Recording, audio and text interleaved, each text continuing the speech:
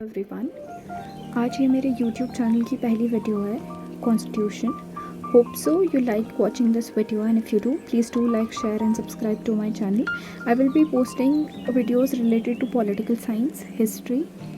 तो हम पहले स्पेसिफिकली ये देखेंगे कि written constitution and unwritten constitution में डिफरेंस क्या होता है, फ्लेक्सिबल एंड रिजिड कॉन्स्टिट्यूशन में क्या डिफरेंस होता है, एंड इनके इनैक्टमेंट एंड इनके एवोल्यूशन में क्या डिफरेंस होता है। उसके बाद हम ये देखेंगे कि अमेंडमेंट प्रोसीजर कैसे होता है और यूएसए, यूके और इंडिया में क्या डिफरेंस होता है।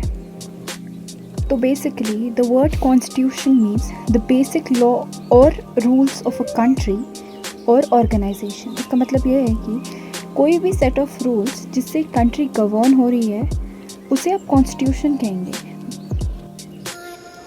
The Republic is governed in terms of the constitution of India which was adopted by the Constituent Assembly on 26 November 1949।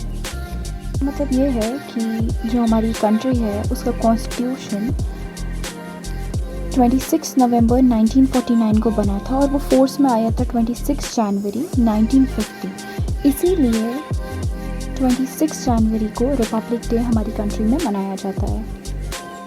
The Constitution provides for a parliamentary form of government which is federal in structure with certain unitary features।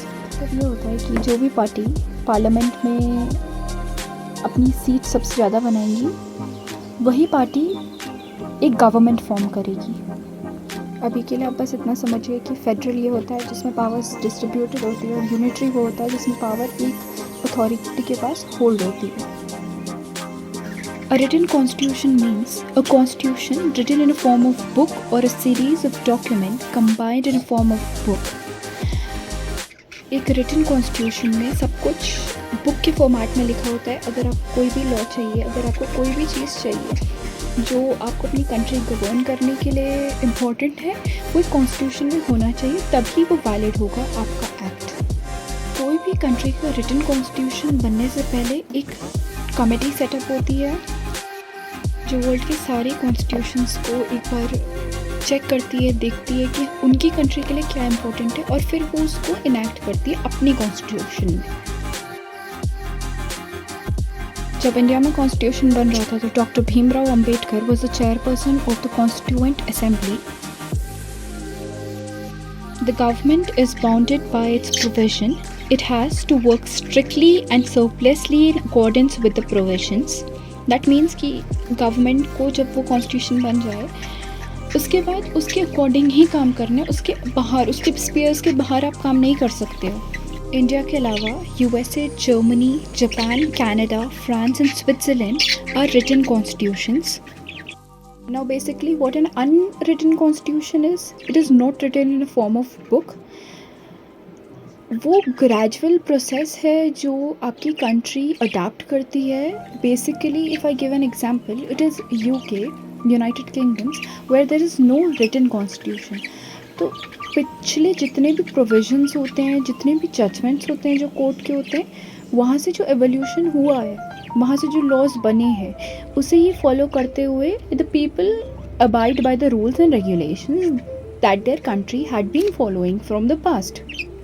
तो इसका completely मतलब ये नहीं होता है कि unwritten constitution कहीं लिखा ही नहीं जाता है, लिखा जाता है but it is not in a form of book. वो आपको कहीं ना कहीं मिल जाएगा किसी लीगल या कोडिफाइड डॉक्यूमेंट में।